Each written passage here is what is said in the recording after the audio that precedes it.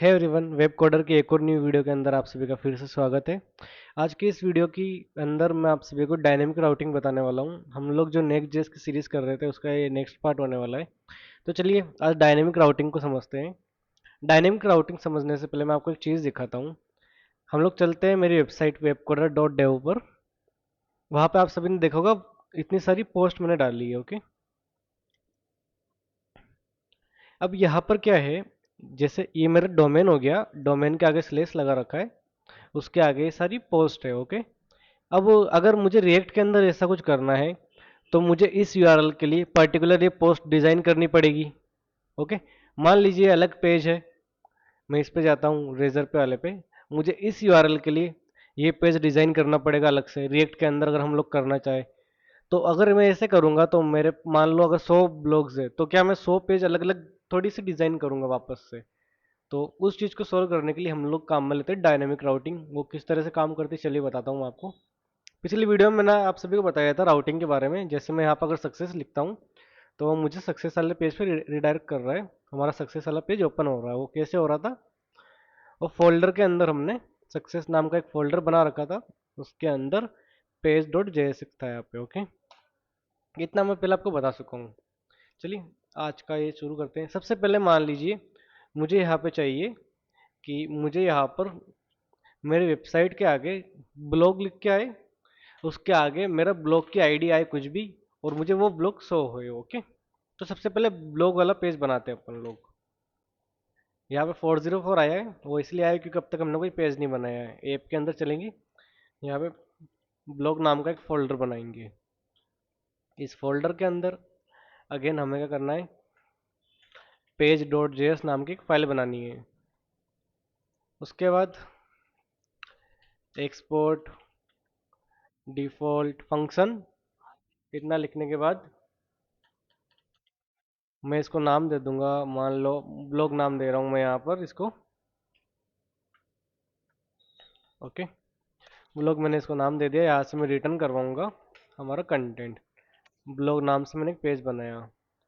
Blog वाले page पे चलते हैं। यहाँ पे देखो ब्लॉग का पेज बन के आ चुका है। ओके, अब मुझे चाहिए कि स्लैश इसके आगे मान लो मेरा एक प्रोडक्ट मान लो या कोई पोस्ट मान लो कि वो पोस्ट है मेरा 1 नंबर की पोस्ट है। ओके, मुझे चाहिए कि वो पोस्ट मुझे यहाँ पे दिखाई दे। फिर मान लो मुझे 2 नंबर की पोस्ट है, वो भी मुझे यहाँ पे दिखाई दे। तो ऐसे तो जितने मेरी पोस्ट है मुझे सबके लिए अलग अलग पेज यहाँ पर डिज़ाइन करने पड़ेंगे। बट वो बहुत ज़्यादा लेंथी प्रोसेस है और वो एक स्टेबल प्रोसेस भी नहीं बोल सकते हैं उसको। तो क्यों ना ऐसा हो कि ब्लॉग पेज के आगे अपन ऐसा कोई पेज बना दे। वो क्या करेगा, हमारे यूआरएल के अंदर जितने भी ये जो टेक्स्ट आएगा आगे वाला, मान लीजिए यहाँ पे अपना नंबर आ सकता है या अपना पोस्ट का यूआरएल आ सकता है, हाउ टू डू, कुछ भी आ सकता है। इस स्लैश के आगे जो भी चीज़ आए वो चीज़ हम लोग गेट करें। उस गेट करने के बाद हमारी डिज़ाइन एक बार ही बने और उसके रिलेटेड जो भी कंटेंट है वो लोग हम उस पेज पे शो करा दें। ओके, उससे बेनिफिट क्या है, अगर मेरी 50 ब्लॉग पोस्ट है तो मुझे 50 पेज बनाने की जरूरत नहीं है, मुझे केवल एक पेज बनूंगा। वहाँ पे यूआरएल के अकॉर्डिंग वो यहाँ पे कंटेंट चेंज होके आएगा जैसे यहाँ पे हो रहा है। यहाँ पे मान लो साइड बार है, साइड बार सेम है, ये डिज़ाइन सेम है, केवल कंटेंट का चेंज हो रहा है, फोटो चेंज हो रही है, ये टेक्स्ट चेंज हो रहा है, ये कंटेंट चेंज हो रहा है। बाकी डिज़ाइन तो सेम ही है हर पेज पे, हर पोस्ट के ऊपर। वो सेम चीज़ हम लोग यहाँ पे कर सकते हैं। वो कैसे करेंगे, उसके लिए हमको इसको डायनेमिक बनाना पड़ता है। तो मैं क्या करूँगा, ब्लॉग के अंदर जैसे आपको पता है फोल्डर वाइज जो चलता है स्ट्रक्चर इसका राउटिंग का, इसके अंदर मैं एक फोल्डर बनाऊंगा अगेन। उस फोल्डर का नाम मुझे देना है, उस फोल्डर का नाम लिखने से पहले आपको ऐसे डबल कॉलम लगाना है। उसके अंदर मैं मान लो आईडी लिख रहा हूँ यहाँ पर, बस आप लोग ब्लॉग आईडी भी लिख सकते हो आपके ऊपर। ओके, आपके अकॉर्डिंग आप यहाँ पे कुछ भी नाम लिख सकते हो, मुझे केवल आईडी चाहिए अभी के लिए। मैं एंटर करा, उसके अंदर मैं एक पेज बनाऊंगा वापस से, पेज डॉट जेएस। अगेन इसके अंदर एक्सपोर्ट डिफॉल्ट करेंगे इनको भी। ये हमारा मान लो आईडी के नाम से मैंने पेज बनाया है एक, आईडी। इसमें अगेन रिटर्न करवाएंगे। इसको ऐसा ना करके मैं ऐसे करने वाला हूँ।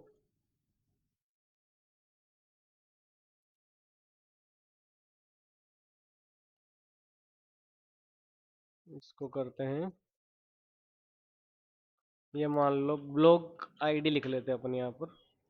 ये एरर दे रहा है क्योंकि हमने गलत काम में लिया इसको, ऐसे लिखना है। ओके, अब ये क्या करेगा, ब्लॉग वाला जो पेज है उसके आगे कोई सा भी आईडी आ जाए, कुछ भी आ जाए, वहां पे हमारा ये वाला पेज दिखाई देगा सबसे पहले। वापस ब्राउजर पे चलते हैं, देखो हमारे यहाँ पे वो एरर जा चुका है 404 का जो आ रहा था। अब मैंने यहाँ पे 2 टाइप किया है, फिर भी मुझे ब्लॉग आईडी वाला पेज खुला है। मैं यहाँ पे कुछ भी टाइप करता हूँ अब, फिर भी मुझे ब्लॉग आईडी वाला पेज दिखा रहा है।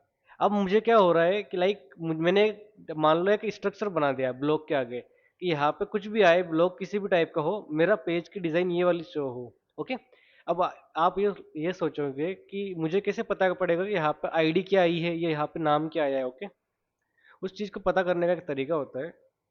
आपको यहाँ पर जो पैरेंथेसिस है उसके अंदर में ऐसे लिखना होगा यहाँ पर पेरम्स। ओके, पेरम्स लिखने के बाद मैं एक बार आपको पेरम्स को कंसोल करा कर दिखाता हूँ आपको। अभी के लिए मैं आईडी नहीं, प्रॉपर पेरम्स कंसोल करा के चेक करता हूँ। यहाँ पर मैं कंसोल ओपन कर रहा हूँ मेरा। ओके, यहाँ पर रिफ्रेश करते हैं, यहाँ पे कुछ भी नहीं आया अभी तक। ओके, एक बार आपस से चेक करते हैं पेरम्स डॉट आई डी लिख कर, क्या ये मुझे आईडी दिखाएगा। ओके, वहाँ पे कंसोल इसलिए नहीं हो रहा है वो चीज़, क्योंकि हमारा ये जो नेक्स्ट जेएस का कंपोनेंट है वो एक सर्वर कंपोनेंट है बाय डिफॉल्ट। ये मैंने आपको फर्स्ट सेकंड वीडियो में बताया भी था।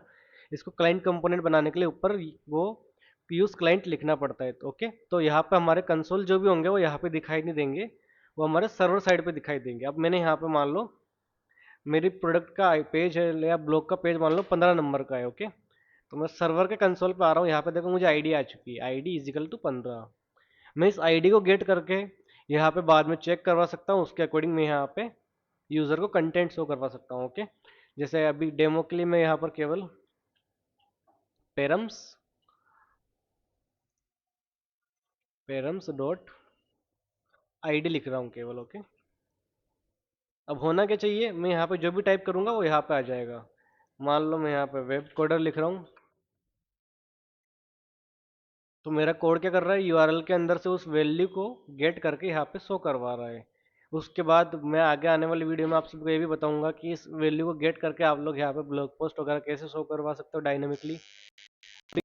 इसलिए मैंने बेसिक ओवरव्यू दिया आपको कि आप डायनेमिक राउट किस तरह से बना सकते हो। मुझे यहाँ पर अगर आईडी भी मैं पास करूंगा 21, वो आईडी मेरी यहाँ पे आ चुकी है। ओके, तो एटलीस्ट मेरे कोड को ये चीज़ पता पड़ चुकी है कि हम लोग यहाँ पे यूआरएल के अंदर क्या चीज़ टाइप करके सर्च कर रहे हैं, वो पेरेंट्स बोलते हैं उसको, वो मैंने यहाँ पे गेट करवा ली है। ओके, तो आज की वीडियो में बस इतना ही। आगे आने वाली वीडियो के अंदर हम लोग इस डायनेमिक राउटिंग को और भी एडवांस पे सीखेंगे। उसके बाद आगे इससे भी आगे जो हमारा कोर्स कंप्लीट होगा उसके अंदर में मैं आपको सारा एपीआई फेच करवा के यहाँ पे ब्लॉग पोस्ट भी शो करवा के दिखाऊंगा। तो चलिए मिलते हैं फिर एक और न्यू वीडियो के साथ। धन्यवाद।